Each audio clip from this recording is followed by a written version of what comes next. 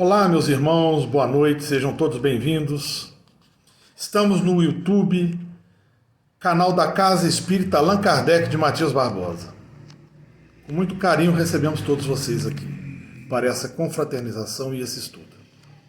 O estudo da noite de hoje será conduzido pelo nosso irmão Marcos Kisteman do ID, que vai falar sobre planos para a reencarnação.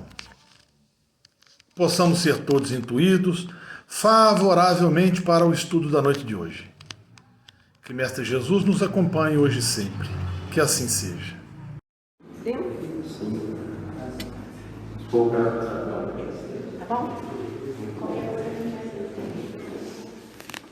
Boa noite, obrigado pelo convite, muita paz para nós. Eu confesso que eu estava com muita saudade de Lima Duarte e teve um ano que teve greve dos caminhoneiros, não tinha gasolina para vir, também não tinha ônibus, que estava bem complicado. O ano passado não tinha era data para poder se deslocar com cuidado. E hoje é um prazer pegar a estrada desde 7 horas da manhã que eu estou aguardando. Eu tive vários compromissos profissionais, mas esse aqui é o que me dá mais prazer no dia de hoje. É estar aqui com vocês, com amigos, amigas, encarnados e amigos que já estão em outro plano aqui de Lima Duarte, que eu conheci, que até hoje eu lembro deles com muito carinho. E esse tema de hoje eu acho que é um dos temas que eu tenho me preocupado mais, porque quando a nossa vida está dando certo, é porque o planejamento foi muito bom e ela sempre dá certo. Nós é que achamos que a coisa está dando errada. Todo planejamento espiritual para a gente estar aqui, hoje inclusive, ele foi muito bem arquitetado no plano espiritual. Não é acaso que a gente escolheu estar aqui hoje no Nina Ramos. Tem várias opções em Juiz de Fora para a noite de hoje. Aqui também tem muitas opções e a gente escolhe vir estudar o Evangelho, vir sentir Jesus mais intensamente, porque ele está o tempo todo com a gente, o dia inteiro, né? Nos acompanhando, os amigos espirituais, e aí a gente se sente bem se reunindo nessa noite aqui. E tudo foi planejado. O mundo espiritual, para cada um de nós tem uma equipe, que são os nossos anjos guardiões, as equipes, né, de Maria principalmente, estão lá cuidando de cada lance nosso no tabuleiro da vida, né? Então, estar aqui hoje faz parte de um planejamento muito criterioso, né, que parece assim, é só mais uma noite que eu vou lá praticar o Espiritismo, né, conhecer um pouco mais sobre o Evangelho, ver como é que está meu desempenho, mas não é. É porque a gente às vezes fica muito preso à velocidade que o mundo está no século XXI e esquece que lá no mundo espiritual, cada segundo, cada passo que a gente dá está sendo muito bem amparado. Mesmo assim, às vezes a gente erra, não porque o planejamento lá não foi bom, mas porque a gente ainda caminha aqui na neblina da ilusão, do orgulho, do egoísmo, né? A gente ainda repete de ano, às vezes, repete de série, e aí a gente anda mais devagar, mas nós estamos sempre caminhando para frente. Muitas pessoas têm me perguntado, você acha que o mundo piorou? Eu vou falar assim, perguntaram isso para o Divaldo, ele falou que não, que está muito melhor, que nós estamos nos amando muito mais, que a violência diminuiu, né? Que as pessoas têm muito mais facilidade de praticar caridade hoje do que anos atrás. No entanto, a mídia, né, ainda tem um grupo da mídia que faz com que notícias ruins tenham mais espaço, e só no finalzinho do jornal às vezes você vai ver um bom exemplo, né? Isso quer dizer que a gente ainda precisa melhorar muito a nossa parte de mídia, né? E divulgar mais o que a gente faz de bem, porque segundo o Ricardo, né, Baez, que é o líder do nosso grupo lá no ID, ele diz que o mal tem as melhores propagandas, sempre. Elas têm efeitos especiais, tem luz assim, assado, e muitas vezes o bem fica ali opaco no cantinho, né? As pessoas têm um pouco mais dificuldade ainda de enxergar que o bem está vencendo. Eu acho que a gente não precisa de efeitos especiais, a gente só precisa continuar naturalmente praticando bem. Esse planejamento reencarnatório é muito baseado numa história que foi contada no livro do André Luiz, num dos 13 livros, né, o Missionários da Luz, que eu acho que é um dos livros mais brilhantes da coleção do André Luiz, porque conta uma história, depois eu vou detalhar um pouco mais, do Segismundo, né? E até então, até ler esse livro, muitos espíritas não tinham noção, né? Lógico que sabiam do detalhamento, mas não tinham noção da complexidade que é para alguns espíritos a volta à carne, né? Para aqueles que já estão num grau de evolução aí, Francisco de Assis, Chico Xavier, o próprio Divaldo, né? O Jerônimo Mendonça, planejar a volta desses espíritos, né, para cá é muito mais simples. Eles inclusive praticamente dizem: olha, eu vou fazer isso, meus desafios são esses, eu quero essas limitações físicas, eu quero esse tipo de família e tal. Eles já têm uma autonomia, né? Eles já caíram muito mais do que a gente, então eles sabem exatamente o preço das cicatrizes, né, que a experiência fornece. Nós ainda estamos naquele grau de evolução mediano, né? Nós estamos ali no ensino médio da evolução, né? Estamos muito longe lá comparando com os dias atuais, né? Da titulação máxima, aí, que seria um pós-doutorado, né? Um doutor honoris causa. Nós estamos longe disso, aí é Jesus para cima. No entanto, é essa titulação alta moral, né, e não a material, porque a material qualquer um que tem disciplina e boa vontade é capaz de conseguir qualquer coisa na vida. Apesar de várias dificuldades, né, tem muita gente provando o contrário, né, que quanto mais difícil, mais motivador, e tem outros que já têm um berço mais favorável. Mas moralmente, a titulação mais alta um dia a gente vai atingir, daqui a 10, 15 milhões de anos, né, a gente não está com pressa, a gente precisa ir aos poucos, cada um no seu ritmo. Então nós estamos ali como se fosse no ensino médio, né? Estamos começando o ensino médio, primeiro ano do ensino médio. Isso em geral para alguns vai durar 50 reencarnações, para outros 500, no meu caso mais de 1000, né? Vou ficar ali no ensino médio ainda, já estou, mas vou continuar ali, porque preciso melhorar muito. E isso não é só grau de humildade, não, isso é grau de sanidade, né? Porque você ainda fica vendo quanto que a gente é apegado a algumas coisas, né? E chega lá no mundo espiritual, tem um monte de coisas que não tem lá, porque não são necessárias, né? Em alguns planos avançados, nem alimentação tem uma água lá para disfarçar, para a gente não tomar um susto, né? Que nem alimentação precisa, e aqui a gente ainda precisa ficar aí sacrificando animais, né? Comendo churrasco. Eu já parei disso, porque senão não dá conta, mas final de semana comendo muita coisa, e épocas natalinas e tal, que a gente come um monte de coisa que a gente nem sabe para que serve. Chega lá no mundo espiritual, te dá uma sopinha de água com açúcar lá, igual dela, e pronto, está alimentado, porque o espírito não precisa de matéria, né? Conforme ele vai evoluindo muito, ele vai deixando certas coisas supérfluas para lá. E esse planejamento reencarnatório sempre me chamou a atenção, porque para cada um, você imagina quantos milhões estão lá do outro lado, né? Os bilhões, equipes divididas. O João, olha, para o João, esse aqui, ele vai ter esse tipo de planejamento. É como se fosse, você vai fazer ginástica, chega lá, tem o professor e te dá uma lista de exercícios que você vai ter que fazer, né? Se você tem tal altura, se você tem tal peso, se você tem problema na coluna, cada um tem um planejamento individualizado. É muito na escola também, se você está tendo mais dificuldade lá na matemática, tem um reforço aqui, tem orientação ali, se é português também. O mundo espiritual também, ela senta e faz um planejamento de acordo com aquilo que a gente já viveu, né? O que eu preciso reexperimentar, o que eu preciso passar de novo, aprender a perdoar ainda um desafio muito grande, né? Eu ainda perdoo condicionalmente, depende de quem, depende do que fez comigo, se é conveniente ou não. Isso eu estou falando de mim, né? Quer dizer, então eu estou ali no ensino médio, ainda vou precisar passar alguns milhares de anos no ensino médio, e aí sempre não dando trabalho com o mundo espiritual, né? Retorno e falo: olha, eu não vou prometer mais aquilo que eu não consigo cumprir.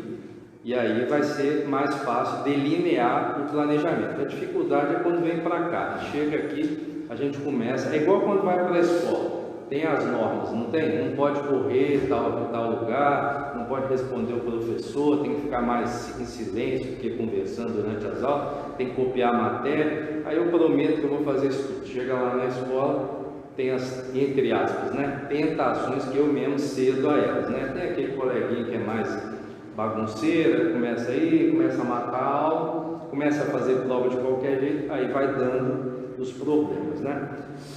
Agora, a boa notícia é que a gente vai estar sempre sendo amparado, né? Quando a gente erra, coisas simples tem amparo, tem sempre a orientação. Quando é uma coisa muito grave, também tem um amparo. E aí a gente tem que ter a sensibilidade e a humildade para ouvir, né?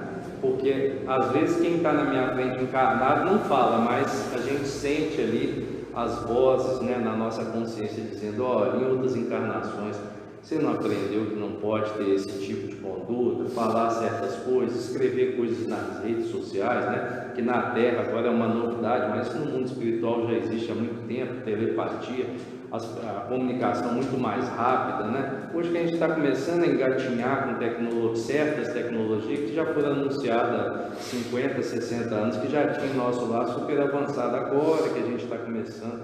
Então a gente precisa de ter um tempo, inclusive, para ser educado em termos virtuais, né? A gente ainda cai em muitas armadilhas, provocações, e eu criei uma estratégia de rede social do tipo: eu não respondo ninguém. Às vezes a pessoa fala: não, porque esses espíritas aí, né? Esses espíritas aí, você já vê um equívoco, já confunde com outras religiões tão nobres quanto a doutrina.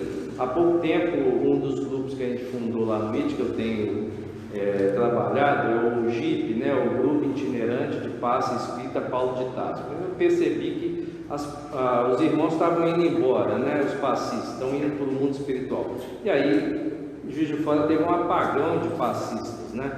Não os do centro espírita, mas aqueles que podem frequentar hospitais, podem ir em lares, muita gente tendo que ficar mais em casa na última etapa da vida encarnada. E aí eu cheguei num hospital muito famoso lá em Juiz de Fora, e você vai todo motivado, né? Porque você começa a se sentir constrangido. Você fala assim: se eu tenho uma tarde inteira ociosa na Terra, isso é um luxo. Eu tenho ou que está estudando ou que está fazendo caridade mesmo, caridade na prática, né? Já que eu nasci desprovido de mediunidade nessa vida, vim zerado, o máximo que dá para eu fazer numa mesa mediúnica é o que eu sempre fiz, é ser o médium de sustentação. É aquele que fica ali, comparando com... Só é aquele cara que carrega ali, né? A parte mais pesada da história, mas não tem mediunidade nenhuma no meu caso. Então eu fico ali impresso. Eu cheguei no hospital e ele falou: olha, eu vim dar passe aqui na senhora, porque falaram que ela está precisando. Aí a filha falou: olha, religião africana aqui não entra. Aí você vai com a camisa do Kardec, eu acho que chama mais atenção, né? Você fala assim: meu Deus, aí não entra mesmo. Aí eu falei: não, mas eu só vim, ela está aqui assim. Não tem nada a ver, aqui é só padre que pode dar passe, que pode dar alguma coisa. Passe não. Eu falei: então tá ótimo, você está vindo padre, melhor ainda, né? Que é o que a senhora acredita. Pois é, eu não quero nada com religião africana.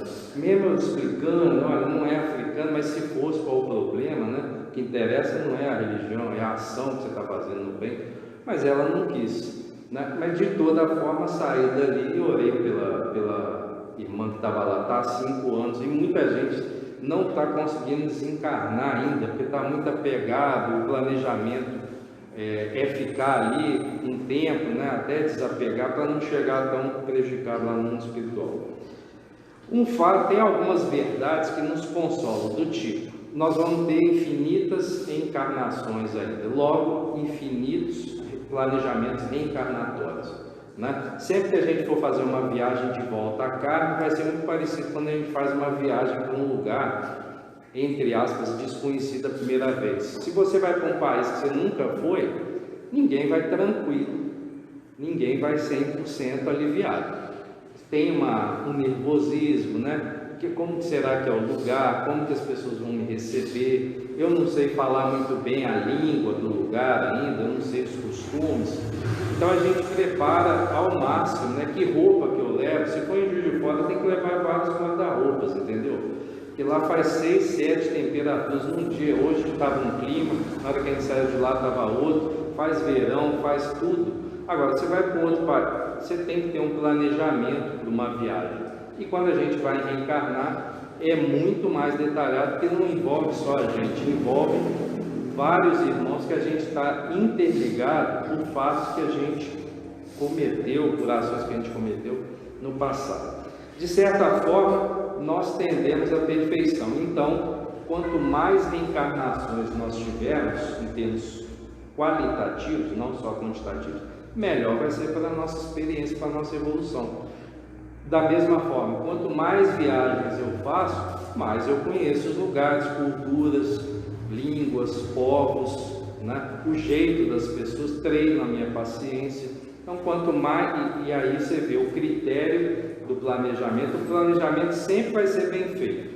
Nós é que vamos ter que ter responsabilidade para executar o melhor possível. Em geral, para que eu reencarno, né? As pessoas perguntam, eu já estou passando por tudo isso, será que eu preciso voltar de novo na carne? Sim, é pouco.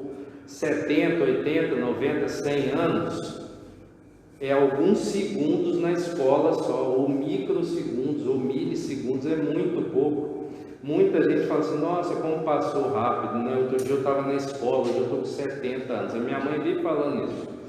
E minha mãe fala assim, eu acho que esse ano é meu último ano na Terra. Tem 15 anos que ela está falando isso. Eu falei, mãe, não adianta forçar a barra. Planejamento, e ela não vai fazer nenhuma ação, né, que atrapalhe o planejamento, ela vai ficando. Ela reclama porque ela fala assim, mas eu tenho muita saudade dos meus pais, da minha mãe. Calma, daqui a 30 anos você vai embora. Né? Em média, os irmãos estão ficando aí 90, 80, 100. Agora, tem aqueles que precisam ficar 3 minutos, 5 anos, 18 anos, 20 anos só. Né? Por quê? Porque o planejamento não é da nossa alçada ficar tentando entender. A gente fica até curioso. Por que tem uns que ficam 100 anos dando trabalho até? Porque precisa, a família precisa, não digo aguentar, nem aturar, nem tolerar, mas respeitar a convivência durante 100 anos. E aí tem tudo, o corpo tem tudo, tem 10 AVC, 10 paradas cardíacas, não sei quantos problemas, vem câncer, vai câncer, sai câncer. E aí quando você fala, quantos anos? 90. Aí você vê, nossa, mas sobreviveu a isso tudo? Sim. Por quê? Porque o planejamento moralmente precisa passar por aquilo para ir ficando mais forte, né? E outros pegam aí uma gripe ou uma zika aí e vai embora. Né? Ou deita para dormir aos 6 anos de idade, acorda lá do outro lado. Por quê? Porque o planejamento é esse. Muitos ainda não aceitam, mas não cabe a gente questionar Deus. Né? Uma inteligência suprema, nós temos uma inteligência tão pequenininha, cabe a nós chorar, ficar de luto uns dias e seguir a vida, porque um dia vai ser com a gente, né? Um dia vão chorar a nossa ida. Por quê? Porque cada um de nós faz muita falta. Falta 2 dias no trabalho para você ver, as pessoas vão sentir falta. Não vai num aniversário de família, você vai ser um dos mais comentados, porque a gente faz falta. Às vezes a gente não sabe a falta que faz, mas a gente faz muita falta porque a nossa contribuição, ainda mais quando você começa a entender a codificação espírita, você vê que a nossa presença faz muita diferença, porque o bem faz diferença hoje. E se você está fazendo bem, você é muito bem-vindo em qualquer lugar. Para que a gente reencarna? Por 3 motivos. Ou por missão, não é o meu caso também, não vim em missão nenhuma, ainda não estou nesse grau. O meu caso é o quê? É provas e expiações. Não são muitas expiações, porque eu acho que eu já venci alguns vícios que eu tenho pequenos vícios, né? E a gente sabe muito bem qual é capaz de encher um caderno de 10 matérias só com os nossos defeitos, e preenche um bilhetinho com 2 linhas com as qualidades. Mas se uma delas for seguir Jesus, já está muito bem, obrigado, entendeu? Eu vim para passar por provas e expiações. Até então as expiações foram pequenas e as provas eu estou aguentando. Tá bom. Não está muito puxado, mas também não está leve. Está na medida, né? O fardo é do jeito que eu preciso. Agora, as missões são aqueles espíritos mais avançados, né? Que são aqueles que a gente lê, que a gente vê o exemplo. Tem uns que estão encarnados, tem outros que já não precisam mais estar encarnados, nem precisam reencarnar na Terra, vem em missão especial, né? O Chico Xavier foi um. Você acha que o Chico precisava vir em Terra, vir em Minas Gerais, Pedro Leopoldo, depois Belo? Não. Grau de evolução altíssimo, que ele mesmo não se dava conta no início, né? Porque os convites iniciais para o Chico, ele falava assim, ele constava a mãe, será que eu vou dar conta? É brincadeira, né? A gente fica até feliz, o grau de humildade, né, do mineiro. Será que eu vou dar conta de psicografar 50 livros? Claro que não, quase 500 que ele psicografou. 50 era só um ensaio, era só para aprimorar ali, né, a mediunidade. Bateu a meta longe.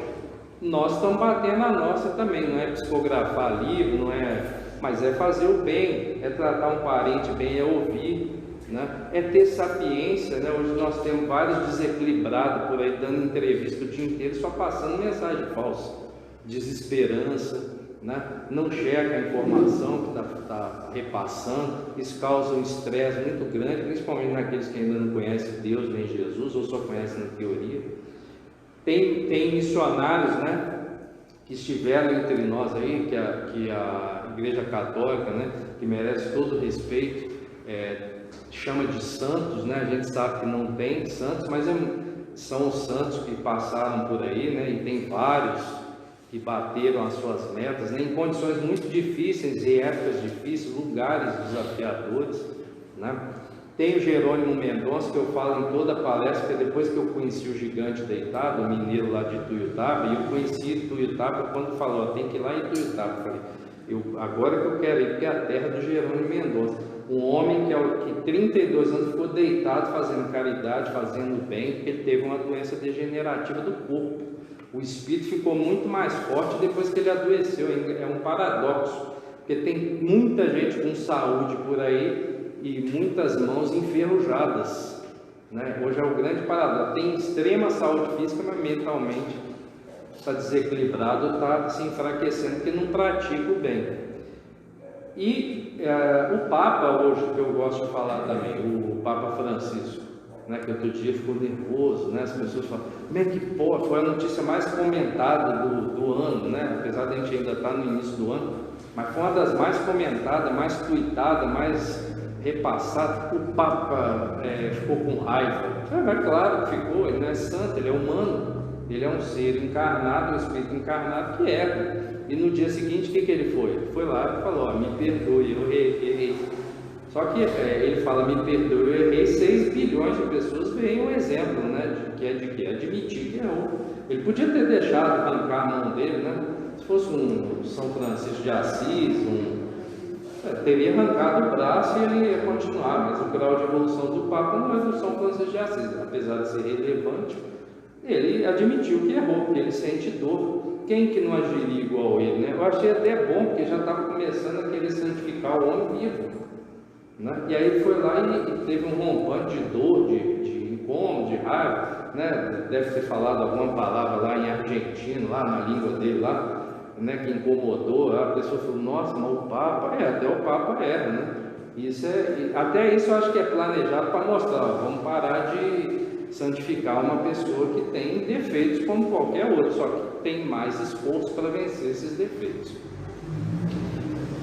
Enfim, ou nós viemos por missões, tem pessoas encarnadas que estão vivendo verdadeiras missões, né? Você imagina o que é reencarnar no Rio de Janeiro nas condições, hoje eu acho que é uma das maiores missões do Espírito. A água está complicada, os governantes estão complicados, bala perdida, que a gente sabe que não existe, né? Todas as balas que encontram, elas são planejadas, até isso é planejado, né?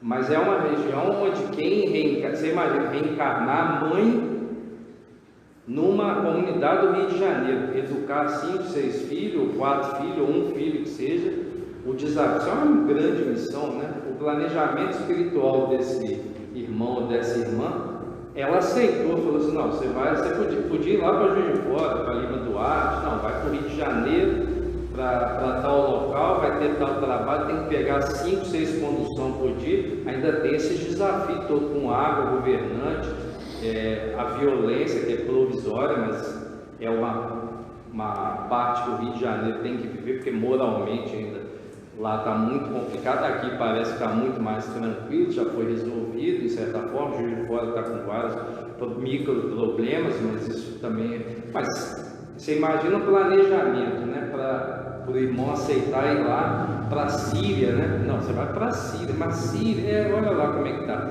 30 anos com guerra, 30 anos com maus governantes também, ou vai para o Egito, ou vai para o Iraque, ou vai para os Estados Unidos, né, que é a terra que todo mundo acha que é o paraíso e tal. A gente vê lá que moralmente também eles têm que avançar muito, né?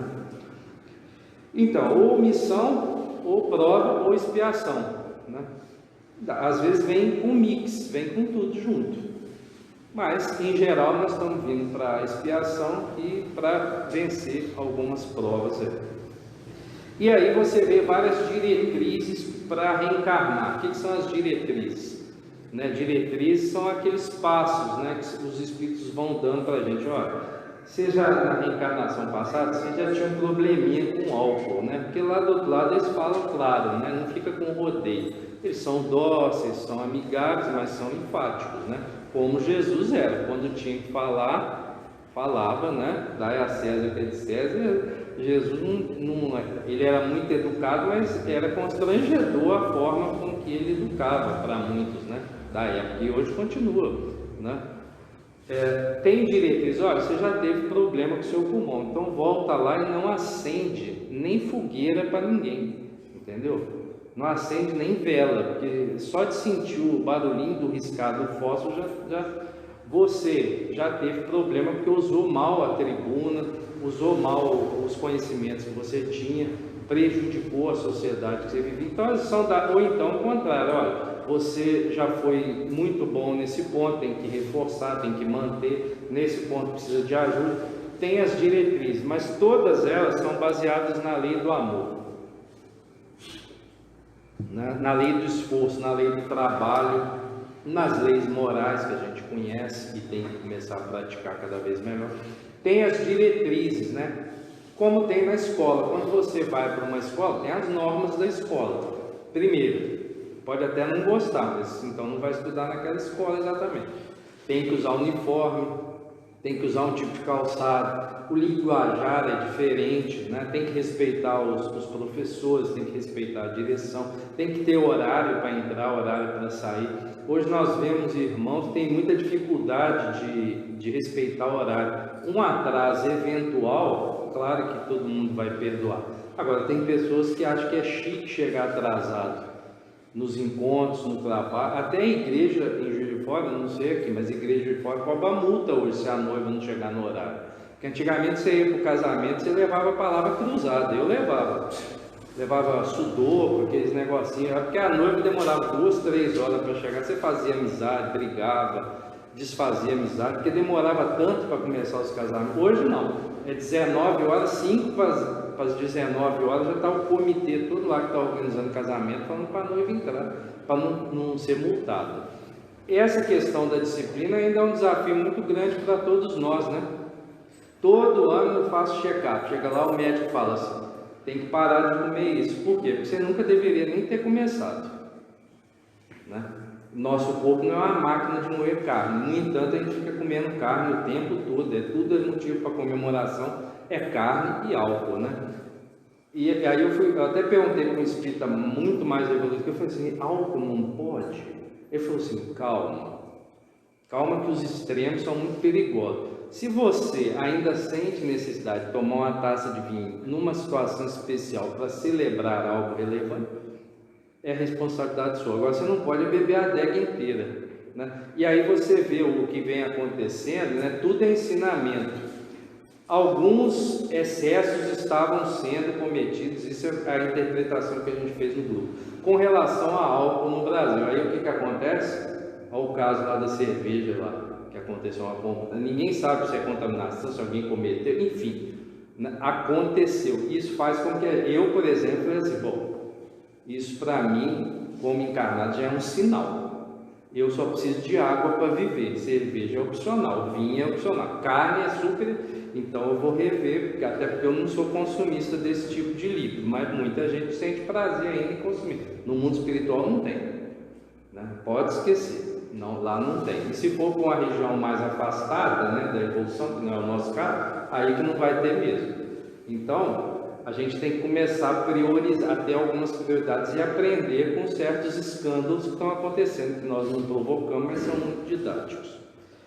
Essas diretrizes são muito parecidas, como eu falei, com a escola, gente. Então, os espíritos que estão nos acompanhando o tempo todo, eles nos recordam. A gente vai deitar, o corpo dorme. O espírito depende para que eu sirvo. Para que eu estou servindo atualmente? Para estudar, para ir trabalhar, para ir para o umbral, ajudar lá os espíritos que estão lá pegados, lá que estão presos, lá como era o caso do André Luiz, ficou lá 8 anos, tinha total ajuda, mas não enxergava, né? Porque ele ainda não estava no nível vibratório que possibilitava ele ver a ajuda, né? Eu vou para missões, eu vou estudar, eu vou aprimorar, eu vou me aquietar, eu vou me tratar, né?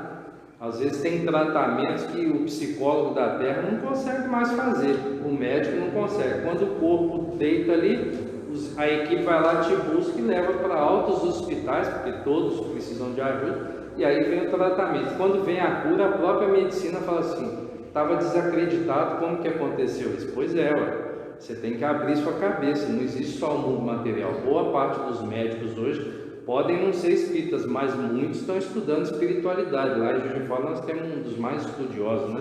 O Alexander está lá, ele estuda espiritualidade e medicina, e cura, e vida após a experiência de quase morte, e muitos ainda falam assim, mas como que pode? Teve tantos problemas no cérebro e curou. É a fé. A medicina nunca vai conseguir medir fé, ela mede capacidade lá que o sangue tem de bombear, o coração, tá, mas a fé está além, né? E a medicina do mundo espiritual, a gente não consegue dizer exatamente o que é, porque a nossa inteligência é muito limitada, mas se tiver que curar, o outro lado lá dá conta. O planejamento também vai depender das escolhas que eu fiz nas últimas encarnações, né? E aí alguns vão ter oportunidade de opinar. Você vai reencarnar, você vai ser chamado para uma reunião e vai falar, olha, Marco, chegou a sua hora de voltar, entendeu? Um monte de gente já voltou e agora chegou a sua hora. Então as possibilidades são essas aqui.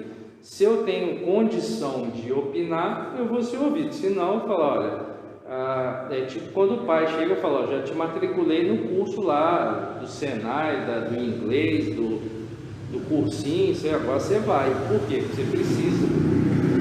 Eu lembro quando eu estava para fazer vestibular, minha mãe chegou e falou assim, você tem que aprender inglês. Eu tinha muita vergonha, né, de adolescente e tal, de ficar em público, né? E aí ela falou assim, não, você vai lá estudar inglês, então você escolhe um curso. Aí eu não escolhi nada, eu fiquei enrolando ela um mês. Quando faltava 2 dias para começar a aula, ela foi lá, me matriculou no curso e falou assim, ó, tá aqui o material, tá aqui o dinheiro do ônibus, até logo. Eu falei, não vou, não, vai porque você precisa. Hoje eu agradeço, né? Porque muita coisa que eu aprendi foi graças a esse gesto aí da minha mãe, né? Tinha condições limitadas, mas ela percebeu que eu não tinha maturidade para escolher, então ela impôs, falou, olha, é para o seu bem, e deu certo, né? Muitos filhos querem parar de ir à casa espírita, querem parar, a gente estava conversando, vai até 14 anos na mocidade, depois some, né? Aí começam os problemas, né? Porque pode não estar adaptado à doutrina espírita, mas tem outras religiões por aí que o espírito pode se afinizar. O que não pode é achar que a religião é televisão, é internet, porque isso aí, quando vem os problemas do corpo, a alma não aguenta, né? As ilusões do mundo não conseguem nos curar, não dá paz, é ansiedade, é crise de choro, é não confiar no próprio taco, né? A gente fica sem saber se vai dar certo, e aí você vê aqueles que têm limitações físicas às vezes, mas tem muita fé, tudo que entra dá certo. Dá dificuldade, mas no final das contas lá vinga, dá certo. Por quê? Porque tem fé, porque respeita o planejamento. Quando está dormindo, os irmãos vão lá e falam assim, ó, você está indo bem, mas precisa pegar mais firme. Você não pegou uma atividade na casa espírita? Peguei. Então para de faltar, porque você é essencial ali no tabuleiro da vida, entendeu? Se você pega uma responsabilidade, você tem que levar até o fim. Ah, mas sempre que a gente se envolve com a religiosidade, com a doutrina espírita ou qualquer outra religião, vem coisas para atrapalhar. Eu lembro quando eu comecei a sair do catolicismo e ir há 30 anos atrás para o espiritismo, não aparecia um monte de gente tentando me tirar da luz, né? Ah, vamos para a festa, ah, vamos namorar, ah, vamos para a balada, chegava a visita. Eu, em casa, chegar a visita, vai junto comigo para a casa espírita, para a palestra. Não, por quê? Porque as pessoas estão contando com a gente. É como se fosse uma equipe médica. Se faltar um para operar ali, dá errado. E a gente tem que colocar na cabeça que você é essencial onde você está. Não quer dizer que você é mais importante do que os outros, não. Aliás, a gente não é mais importante do que ninguém. Quem se acha isso precisa de psicólogo, psiquiatra, porque vai enlouquecer. Agora, nós, na função que a gente está, a gente é a pessoa mais capacitada para estar ali. Por quem diz isso? Deus escolheu a gente para estar ali. Então, se você está ali, você tem funções muito nobres, tem que fazer o melhor. Agora, tem variações do plano reencarnatório, né? Se eu estou me esforçando nessa reencarnação, eu consigo, olha, uma taça de vinho não me atrapalha. Antigamente me atrapalha era a adega inteira. Eu consigo chegar perto das pessoas sem falar mal de ninguém, porque coça a língua dos irmãos, né? Eu convivo com pessoas que começam a estudar, começam a ter a mediunidade mais desenvolvida, começam a achar que é melhor do que os outros, né? Aí começa a falar mal dos outros por aí. A maledicência, que é um dos grandes problemas para o nosso avanço moral, a gente prestar mais atenção à grama do vizinho que está verdinha, a nossa também está, basta você ir lá e cuidar dela direitinho, né? Os nossos pensamentos negativos, né? Como que a gente se atrasa pensando, eu vou fazer tal curso, mas acho que eu não vou passar não. Eu falo para os meus alunos, então não faz, meu Deus. Eu entrei aqui, mas eu acho que eu não gosto muito de estudar não, então vai embora. Porque aqui é para estudar, entendeu? Se a gente entra na doutrina espírita, é para estudar, para trabalhar, para aprimorar, né? A gente tem que entrar de corpo e alma naquilo que a gente vai fazer. O Chico Xavier tem uma das falas dele que ele diz, a gente não deve ser um trabalhador pela metade, um marido pela metade, uma esposa pela metade, um filho pela metade, a gente tem que ser inteiro naquilo que a gente se propõe a fazer, né? Mas dá muita dor, eu sofro muito. Pois é, aproveita a oportunidade, porque em épocas passadas você teve tudo a favor e jogou fora. Agora você está tendo tudo a favor, mas vai ter dificuldade. É para exercitar a inteligência. Bom, e aí o planejamento, ele também vai levar em consideração uma analogia que eu aprendi há alguns anos, que é a da asa, né? É muito fácil, a gente gosta muito, quando vai em alguns lugares, lá em Rio de Fora, eles estão pintando umas asas no muro, aí as pessoas ficam assim para tirar foto como se tivesse asa, como se fosse anjo, né? Fica linda as fotos, né, Fernando? Fernando mesmo já tirou várias. Eu acho que a gente tem que imaginar que nós temos, até porque nós temos mesmo, só que não é material, nós temos duas asas, né? Que nos fazem avançar ou ficar andando de lado, porque regredir a gente não volta, graças a Deus. Deus é tão inteligente que aquilo que eu já acumulei de bom, eu não perco, nem nessa vida, nem em outras. Eu posso vir em condições mais difíceis para exercitar a inteligência, mas todo o meu conhecimento, a minha moral, tudo que já avançou, vai ser conservado. Eu vou, é aquela coisa, o diamante está sempre ali, eu vou lapidando para ele ficar cada vez melhor, né? Que é a minha encarnação, a minha evolução. Agora, as duas asas vão fazer muita diferença nesse planejamento, que é a asa material e a asa moral. São as duas que me fazem andar para frente.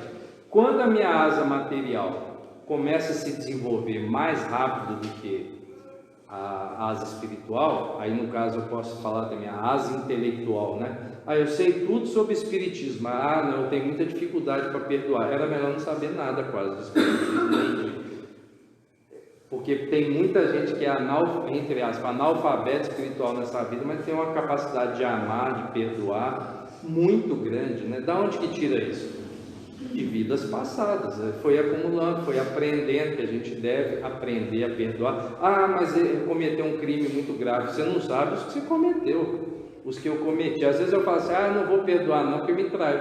Quantas vezes você traiu, assassinou, falou mentira antes, agora está querendo dar uma de santinho?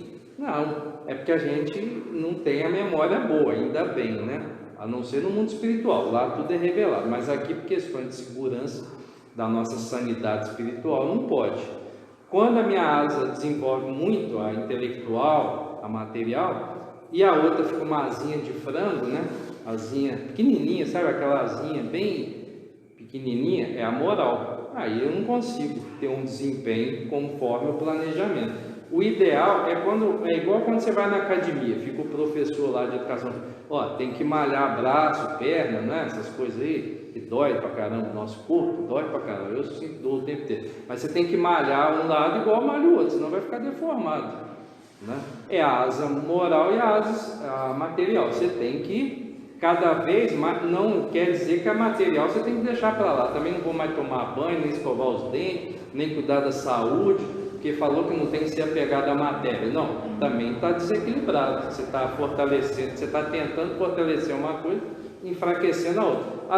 Vai chegar um ponto que as duas asas vão depender só da parte moral. Mas num mundo de transição, como a gente vive, ainda não dá para ser assim, né? O que faz uma asa desenvolver mais e a outra não? E aí o planejamento tem que ser cada vez mais cuidadoso, criterioso e individualizado. Primeiro, o egoísmo, né? E a gente tem que começar a afastar esse veneno da nossa vida, porque isso aqui é meu. Não, está comigo, não é meu. Quando eu for para o mundo espiritual não vou levar nada. Caixão não tem gaveta, Jesus não tinha bolsa nas roupas, né? E hoje as pessoas ficam acumulando. Hoje a notícia, antes de sair de casa, né? 1% do mundo detém dinheiro que 90% não tem, né? Quer dizer, tem 2 mil, 20 mil pessoas no mundo que é bilionário às custas de 6 bilhões que são miseráveis, que tem 1 bilhão que não come, outro 1 bilhão não tem banheiro, outro 1 bilhão não toma água toda hora, enfim. Por que isso acontece? Deus é injusto, mas Jesus veio e ninguém entendeu. Não, é porque a gente ainda está num período de transição. Um disso vai virar, o dinheiro não vai ser tão priorizado quanto é. Muitos acham que porque tem dinheiro pode pagar bons advogados, pode cometer o crime que quiser. A gente sabe que o planejamento nunca é feito nesse sentido. E quando desencarnar, vai ter, como na escola, né? Se eu não acertei mais questões do que eu deveria ter acertado, eu vou entrar no período de recuperação, né? Antigamente falava segunda época, né? Era muito depois, era um castigo. Eu não peguei essa época quase, né? Era um castigo. Depois que todo mundo estava de férias, voltava para a escola, né? Era meio humilhante. Minha mãe falou que era meio humilhante. Ela fez isso uma vez só, aí ela passou a falar assim, para não passar vergonha, eu estudo. Às vezes a gente tem que passar vergonha para começar a seguir o exemplo bom, né? Orgulho, né? Pessoas que porque estão num certo carro, tiveram certas chances, se acham melhor do que as outras, né? Tem um carro melhor, tem uma casa melhor, tem mais patrimônio. E aí você vê os ensinamentos. Acumular patrimônio não precisa ser muito inteligente, não, nem ter uma moral muito elevada. Tem gente que é muito inteligente, tem moral elevada e acumula patrimônio, dá milhões de empregos, faz caridade. Esse é um bom exemplo. Mas tem aqueles que se deixam levar pela matéria, né? Se deixam corromper justamente por aquilo que depois vão implorar para nunca mais ter na outra encarnação. O apego material, né? E alguns hoje têm apego ao outro, né? O Brasil é o país que mais mata pessoas no mundo, e não estamos em guerra. Tem algumas guerras civis por aí, em algumas cidades aí, micro guerra civil, mas o número de assassinatos de mulheres, né? de homens de uma certa etnia, de uma certa classe de gênero, no Brasil nós já somos muito mais do que campeão do futebol. A cada segundo morre uma mulher no Brasil, morre um irmão que opta por ter o gênero tal, assim, assado. Por quê? Por intolerância, né? por desrespeito ao próximo. E isso foi planejado lá no mundo espiritual? Pelo contrário, ninguém está lá e fala assim, quando eu for lá vou tratar mal a mulher, eu sou machista. Pelo contrário, fala que vai tratar bem, fala que vai amar. Chega aqui, começa a seguir maus exemplos e aí começa a pôr em prática aquilo que já fez antes, né? O mau uso do livre-arbítrio, né? Nós temos total liberdade para escolher o que a gente quer fazer. E aí como é que eu acerto sempre?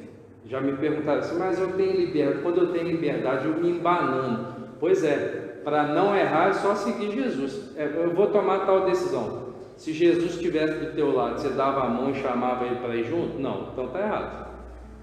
Se eu vou fazer tal coisa, se Jesus estivesse lá, você faria? Não, então não faz. Eu vou falar tal coisa, você acha que Jesus ia gostar do que você está falando? Não, então não fala.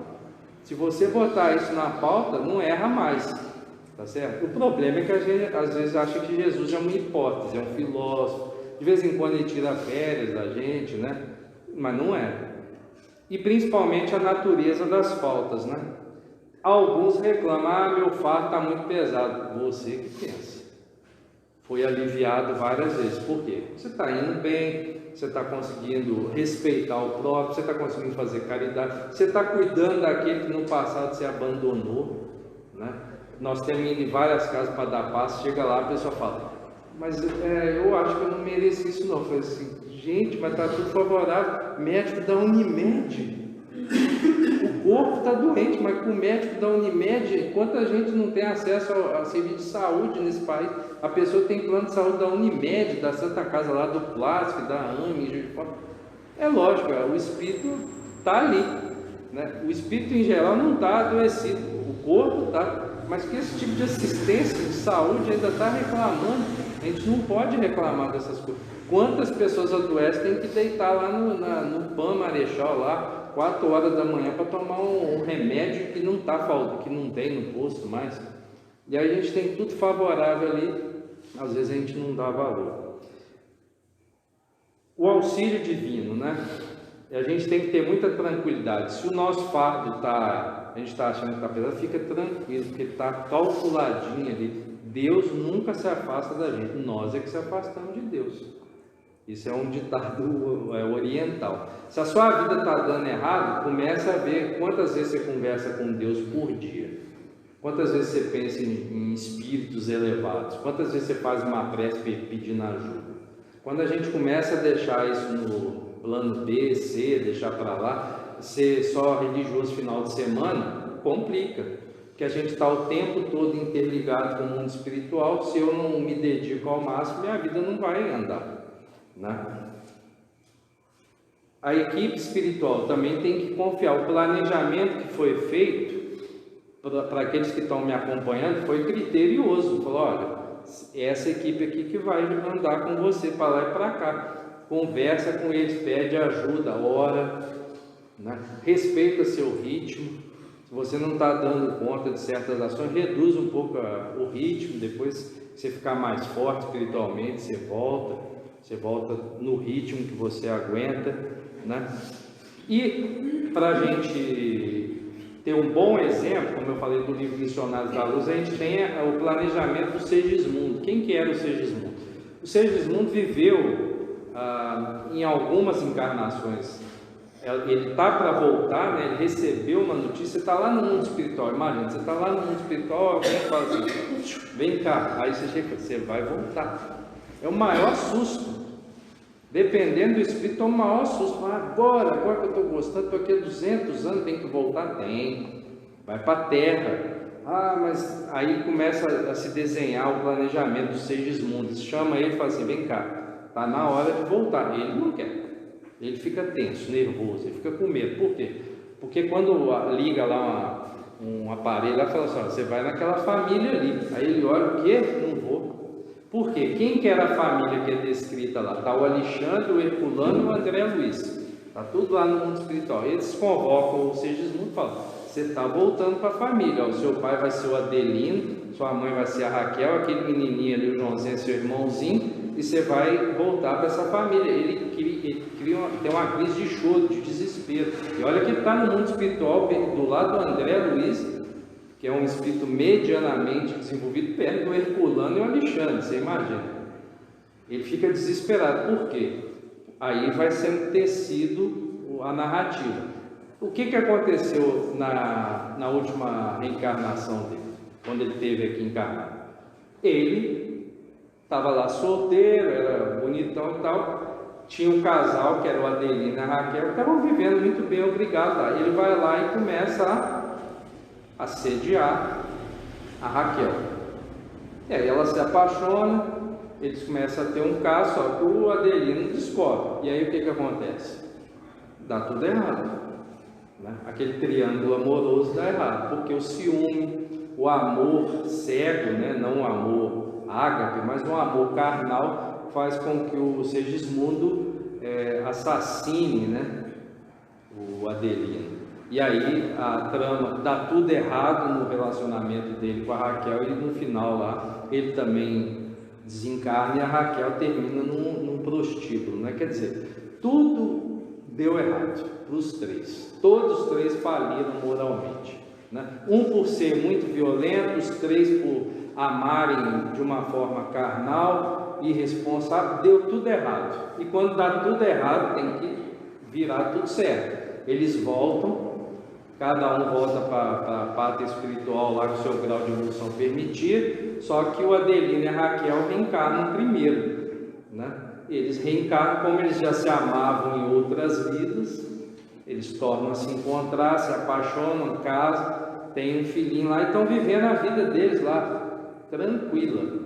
Então, enfrentando os altos e baixos, porque todo casal passa por isso. O Adelino tá mais frio, ele está mais nervoso, mas por quê? Porque quando ele vai dormir, ele tem umas reuniões com o André Luiz, o Herculano e o Alexandre. E eles começam a preparar a cabeça dele para quê? Ó, aquele que te assassinou na vida passada está voltando, só que agora vocês vão ter que se amar, porque na outra vida um tirou a vida do outro e acabou depois tirando a própria vida. Agora chegou a hora do ajuste. É igual coleguinha de escola, quando briga no recreio, quando vai para a sala de aula, não vai continuar brigando. Aí a professora fala, aperta a mãozinha, dá um abraço nele, fala que ama ele, fala que ele... Eles ficam lá meio emburradinhos. Depois de 2 semanas, pronto, já está chutando bola de novo, já está um indo na cara do outro. Esse é na escola. No mundo espiritual é um pouco mais delicado, né? Demora alguns séculos, às vezes, para eles começarem a jogar bola junto de novo. E a Raquel está encarnada no corpo feminino, ela vai receber o Segismundo. Ela já amou ele em outra vida, deu errado, foi irregular, mas amou, né? Do jeito dela lá. Ela já está muito mais preparada. Na reunião que eles falam para Raquel, o Segismundo está voltando, ela fala assim, ótimo. E quando fala que vai ser filho, melhor ainda, né? Porque aí ela vai exercitar todo o amor materno, que em outra vida era carnal, agora vai ser o amor ágape, aquele amor de fato, que é o amor de mãe. E ela fica muito sensibilizada, motivada. O outro não, o outro não consegue dormir, começa a tratar mal a Raquel, começa a deixar o filhinho lá de lado. Por quê? Porque ele está assombrado pela sombra, pelos maus tratos que ele recebeu. Isso é totalmente natural. Mas o mundo espiritual, por causa do grau de evolução, obviamente, mas o mundo espiritual vai preparando até o dia lá que é favorável, né, para o ato sexual ocorrer, é tudo planejado, a casa deles é toda blindada, uma redoma de energia boa. O menininho lá, eles dão um passo no menino, dá passo no Adelino, dá para todas as... Você vê como o mundo espiritual é super criterioso, todo condicionamento energético para tudo funcionar para o casal conceber, receber o Segismundo, né? Ele é adequado também, ele é um adulto, o corpo está no corpo de adulto para ele virar um bebezinho.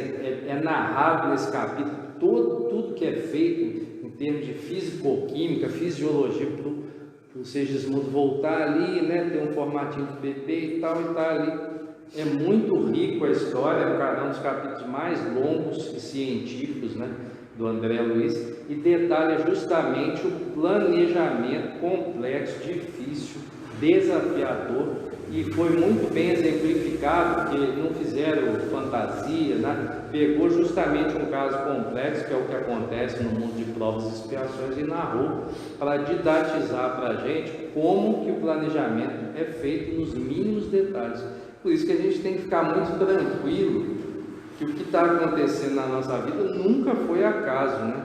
Nem quando eu jogo um dadinho e falo assim, foi por acaso. Não, ia cair a face que estava prevista ali. Por quê? Porque é aquilo que tem que acontecer. Pode até mudar, a gente pode até mudar o nosso destino, né? Mas muita coisa, como os orientais já diziam, já está pré-definida, né? Pessoas que eu gosto mais, pessoas que eu preciso aprender a gostar, a respeitar, pessoas que eu vejo a primeira vez e já me apaixono, outras que eu demoro 50 anos para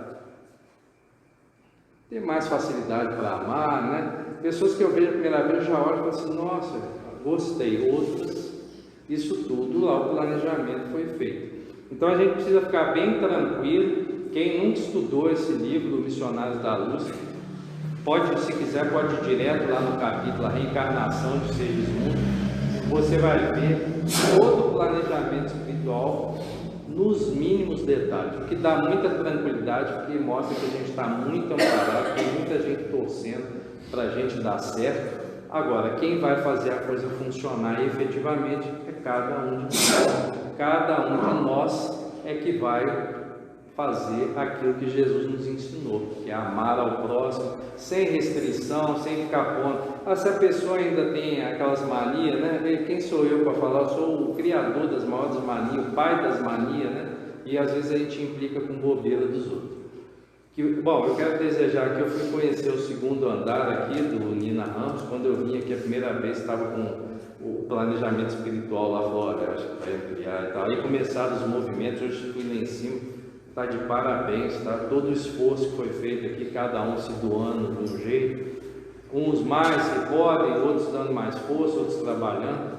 O fato é que, em termos energéticos, aqui está muito favorável, muito forte, para que o amor esteja entre nós e cada um aqui siga o planejamento espiritual que foi orquestrado lá no mundo espiritual, e cada um aqui tem um ótimo ano de 2020 e a gente capricha ao máximo, gente, porque esse é um dos anos mais importantes da nossa vida. E aqueles, né, que estão lá na parte espiritual, com certeza torcendo pela gente, a gente sempre se lembra deles.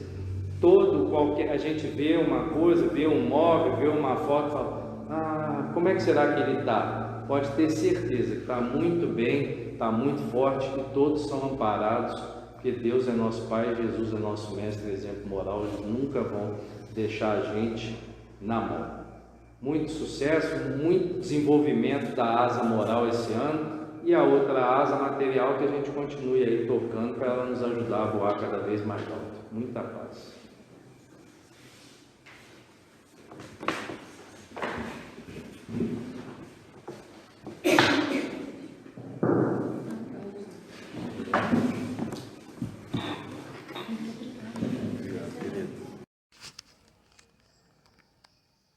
Muito obrigado ao irmão Marcos Kistema pelo estudo da noite de hoje. E obrigado você também, meu irmão, por prestigiar este trabalho da Casa Espírita Allan Kardec. Muito obrigado. Que tenhamos todos uma boa semana, que possamos estar certos da presença do Mestre Jesus conosco. Que a espiritualidade amiga continue nos intuindo favoravelmente para a conclusão dessa nossa jornada. Mais uma vez, muito obrigado pelo carinho e pela paciência de todos vocês. Que o Mestre Jesus esteja conosco hoje e sempre. Que assim seja.